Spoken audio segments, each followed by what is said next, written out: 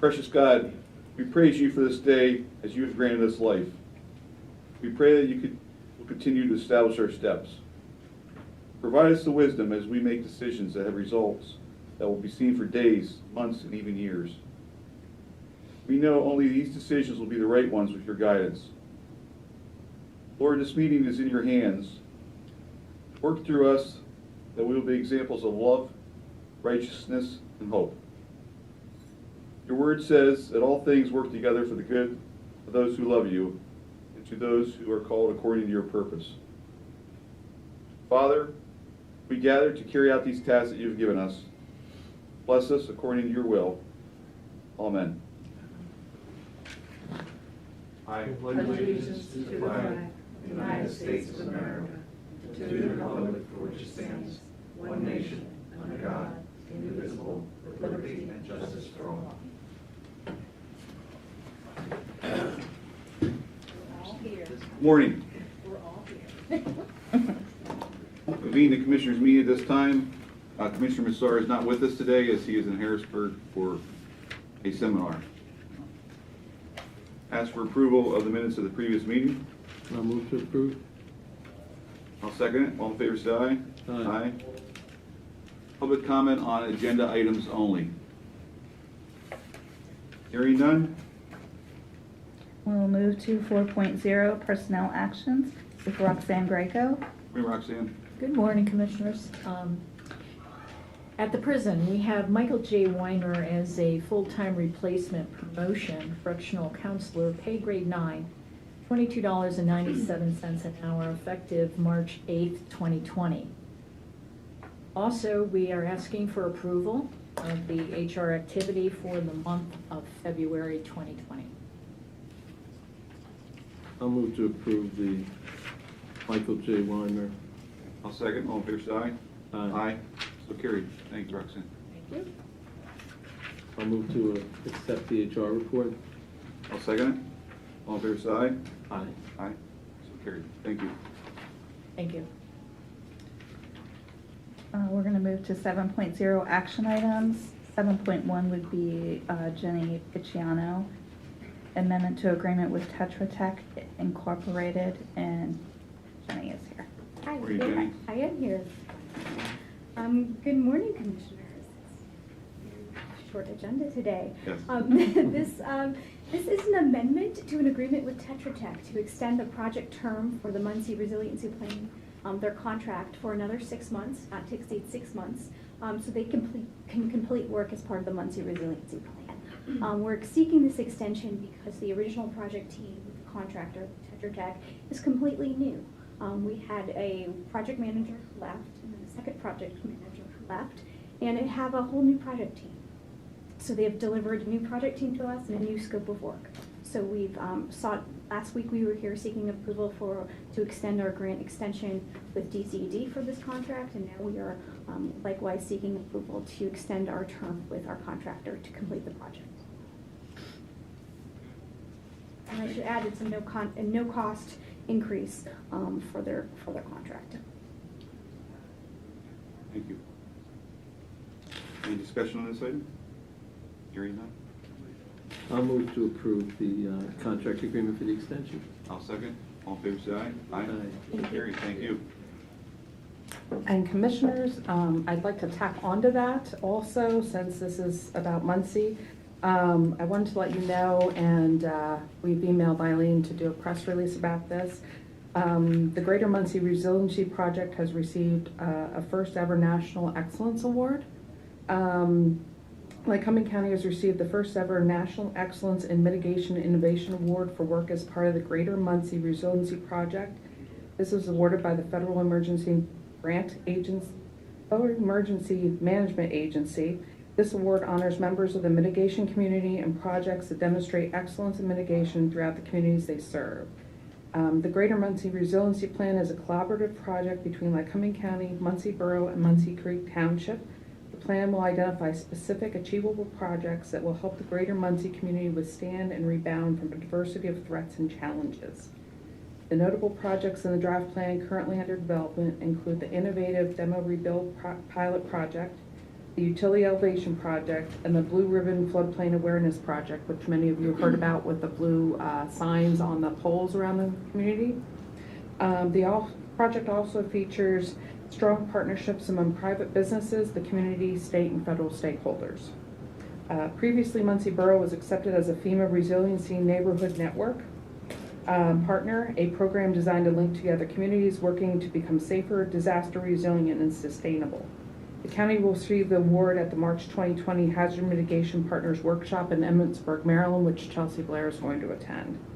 The Greater Muncie Resiliency Plan, funded by the Pennsylvania Department of Community Economic Development, is expected to be completed in the fall of 2020 and will serve as a model for resiliency across the U.S. This is good news. It comes on the heels of our award from the EDA for the levee project, $5.6 million that we're going to be receiving. And again, it shows that Lycoming County is, through their plans or the blueprints, going forward for the state Exactly. flood control. And this will help us get additional grant funding. Absolutely. Thank I you. hope constituents will recognize that we're doing things in many parts of the county to deal with flooding. We have a major grant that we're trying to get for the Jersey Shore area to deal with Lashy Run. The Muncie Resiliency has been working for years, the levee. So I think if constituents can start to think of this problem of flooding and dealing with resiliency as a community problem that affects all of us, even though we may not live in Muncie or Jersey Shore or behind the levee, we all move ahead when we stick together and we can do great things, which is what we see here, another effort to help move us ahead. So thank you all for the work you've done on that. Jenny, you've been working on this project for years, and Our projects take time. right, your project take time. But congratulations to you also. Thank you. Commissioner comment? I have none at this time. Oh, no, I'm gonna sit down. I'm gonna sit down. Good Lord. This may be the fastest meeting. Record. Don't get excited, I'm just sitting down. Public comment at this time. See? State your name, please. Good morning, Commissioners. I'm Cindy Newcomer, your treasurer. I just wanted to make sure you guys and also the public was aware that beginning in March, we will be collecting current year taxes in the treasurer's office. Just for knowledge, that's in the 3rd Street Plaza across from the courthouse. So it's kind of will be one of those one-stop shops where you can get dog licenses and fishing and your hunting license all in one spot and pay your taxes. So That's really important news, okay? And I feel as though maybe you didn't spread it as much as you could. Okay. So now when you pay your taxes, you can bring your cell phone. So if Correct. something happens and you need to call someone, you don't have to be locked out the way you were before, right? Yep. And Also you can parking. and go ahead. There's parking, right? Yes. And so we're really trying to make an effort to make this process, which nobody's thrilled about, as painless as possible. Right, it's very exciting. Where Yeah. in 3rd Street is this? We are located right behind Julie's Cafe. It would be the second door on the right. First floor. The On the treasurer's first floor, office. At the treasurer's Yes. office. Yeah, you'll be paying your taxes now at the treasurer's office. Yes. So you don't have to come into the courthouse and go through security, leave your cell phone in the car. You can go directly into, as Commissioner stated, you can just go directly into the 3rd Street Plaza on the 1st floor, right where Julie's Coffee is. You just walk down the hallway, go to registration, the treasurer's back there, you walk back there and you can get your dog license, your hunting license, your fishing license, pay your taxes. Beginning of March, we are ready to meet residents with a smile.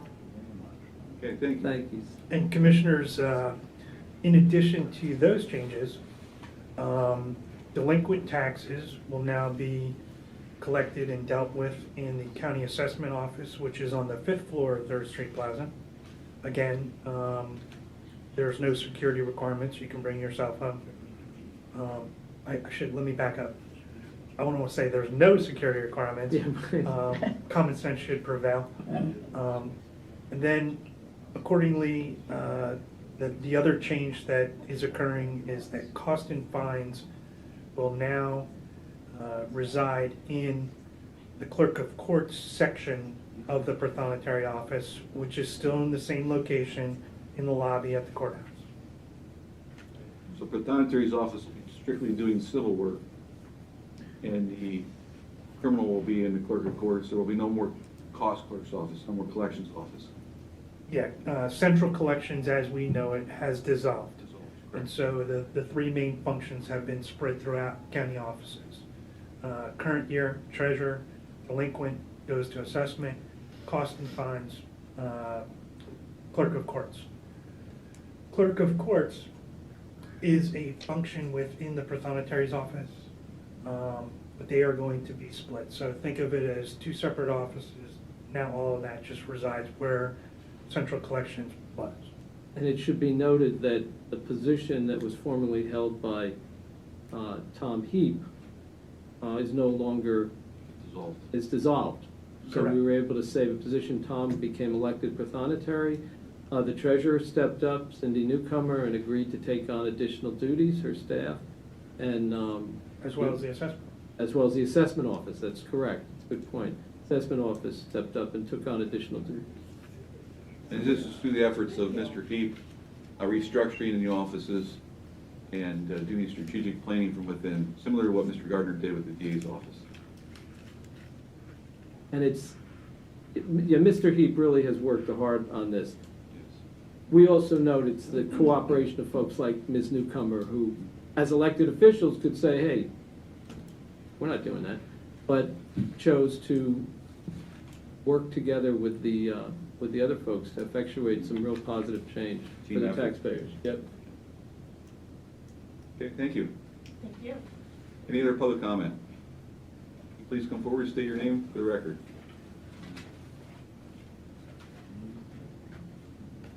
Good morning, Commissioners. Todd Lauer, Jersey Shore. I wasn't going to comment on this today, but I'm not ready for my other one, so here we go.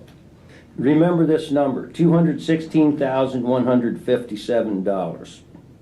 Okay, I'm going to comment on something 2 weeks ago about the light duty, okay? I'm going to ask two questions, and then you can answer them when I'm done. That way Mr. Mirabito doesn't take up my time, which he's so good at.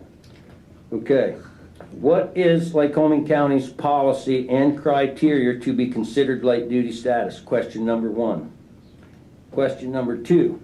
Okay, if there's an injury or someone's on light duty, and does this happen while they were performing duty for the county or outside of the county, as in, doing outside work for gain? Okay, now, that was two questions. I'm just going to comment now, okay? If light duty policy is to be implemented countywide, then I say all extras should be suspended and pay grade should be dropped accordingly. Extras like vehicle, don't take the vehicle home if you're on light duty, leave the stuff. If you're not capable of doing your duty up to par, you shouldn't have all the stuff that you need to do it. Okay, the county, in my opinion, would assume a liability when something goes terribly wrong and a victim or witness is injured due to the fact that the employee was not physically up to job requirements or abilities to perform this task correctly. Lawsuits, death, injury, property damage, etc. Okay, now the reason I say this is, here's where the $216,000 comes in. On page 28 of the Lycoming County multi-year fiscal management plan, how much money that the Lycoming County paid out in other cash compensation. Employee benefits, okay. You get paid, now correct me if I'm wrong here, paid vacation, long-term disability, short-term disability, holiday pay, vacation pay, personal days, bereavement leave, maternity leave, and most of all, sick leave. Okay? So if we're paying these people benefits, as a taxpayer, we pay benefits, and they come in and they say, well, I'm on sick, I need light duty, so they go on light duty for 2 weeks. Then they take and they save their sick leave to the end of the year, and they cash it in, they get an extra two paychecks or something. I say that's wrong. If I'm paying as a taxpayer for benefits for these employees to use them, I say use the benefit. If you can't do your job, take sick leave. Go home, spend your sick leave. That way we're not paying this $200,000 a year. I'm sure it's not that, but I bet it's close to 20% on cashing in sick leave and stuff like that. So that's my comment on that. I think we can save money there. Thank you. Thank you, Mr. Lauer. Regarding county policies, there is a policy on light duty, okay? What a county employee receives is they don't have sick leave. What they receive is a allocated area of days due to the time that they're here.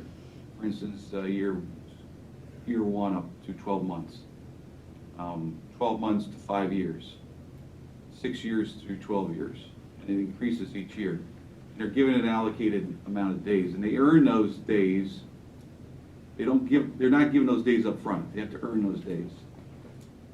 So as they're earning those days, they can take them either as scheduled leave or unscheduled leave. And if they call in sick that day, it's unscheduled leave. If they schedule off the day before, it's approved by a supervisor, that's scheduled leave. And then there's a buyback policy regarding if they use so many days unscheduled, they can't buy back any of their time for the year. They're allowed to carry 10 days over into the next year. That's it. You can't stock up your days. Okay. Regarding someone who's on light duty, it's a determination of a medical doctor. It's a determination of the department head. And in this case, this person is on desk duty. This person was not even at work. Okay? That's not the point. The point is this person was not even at work. They were coming into work. And they prevented a rape. They prevented a rape. And they were not even they weren't even physically able to pursue the person who did it. They stayed, excuse me, I'm talking. They pursued the victim, or they pursued and stayed with the victim until they were able to call 911 to get help for the victim. We recognize that employee for going above and beyond, staying at the scene and preventing the rape and hearing the person's cry for help. Okay, it wasn't at the courthouse, it wasn't when they were on duty, they were on their way to work. But back to the initial question, that person was on light duty, and it was determined by a doctor, a supervisor, and the HR department at this building through the county. Well, one of the confusions I have with that term light duty is it's typically associated with a workers' comp claim. And I am not sure whether you're talking about light duty on a workers' comp claim or something. In other words, if a person is injured at work and they're out on a comp claim, and Mr. Solicitor, correct me if I'm wrong, sometimes it's determined that they can come back on light duty because they can't do all of the functions, but they can do certain functions. That obviously saves the county money because what it does is it has them not drawing down on the workers' comp claim, but being paid. It also helps our overall experience rating, which determines what our rates are going forward. So there's a little bit of confusion here in the term light duty. That traditionally is typically what is meant by light duty. Now, in the instance of the person we recognized, I think that Commissioner Metzger explained why the person was allowed to continue to work. But I don't want you to misunderstand if you I mean, that I think is an anomaly, very rare. Doesn't happen very often that somebody does that.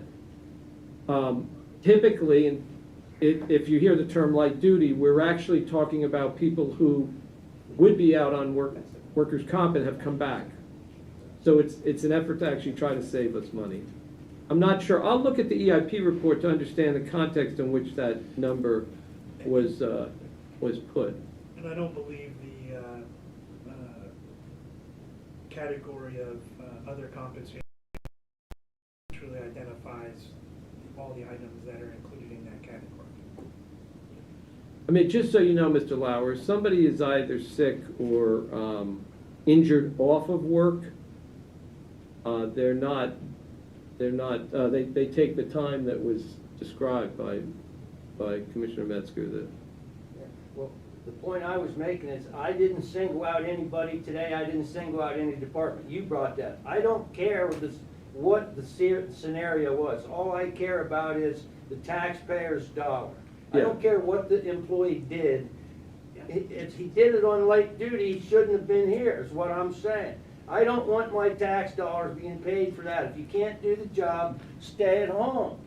well, just so you And know, I'm sorry, I'm not a real politically correct man, and I believe we have to stop governing with the emotion. Okay? That's the problem. We need to start governing the right way, and we need to think about dollars and cents for once instead of everybody else's. It's good being, that's all we hear. right, well, just so you know, though, when you hear light duty in the context of a workers' comp claim, it actually saves the taxpayers money, because it means that instead of drawing down on the workers' comp fund, which we pay into. Well, then we okay? should get our workers' comp lowered then. Why should we pay top dollar if we're not gonna use it? It doesn't Well, make sense. no, We but- can't win. We're required to have it. Doesn't the ADA stop 100% meal policies anyway, where you have to accommodate for him anyway? To let him come back to work if he was able to perform Excuse something? me, Mr. Could you step up to the podium? I can't hear you. If you don't mind. Thank you. I was saying, doesn't the American Disability Act kind of make it that you guys have to let him come back to work if he's able to do some of the tasks? It's all research through the So it's department like- head. It's through research through the department head and through the doctor and through the HR department. You know, Yeah, I just see obviously, where we're not gonna what have you guys were somebody doing was working- right, because like, I'm off right now for work, but then telling me I have to be 100% healed isn't right. It's against the ADA, so if you tell him he had to take his full leave, you're kind of violating that, so you guys are doing what you're supposed to do. Yes, we follow the recommendations of everyone involved, and obviously the person who chooses to work and wants to work and is able to work is going to be able to. That's great. Right. Okay, I'm Sheriff Lusk. Good morning. I think the county, Thank you, Gage. from a leadership standpoint, and the employee group have developed a really good working relationship. The commissioners recognize our employees who work very hard. Our employees recognize the commissioners for providing as much as you can provide in many ways that other counties can't provide.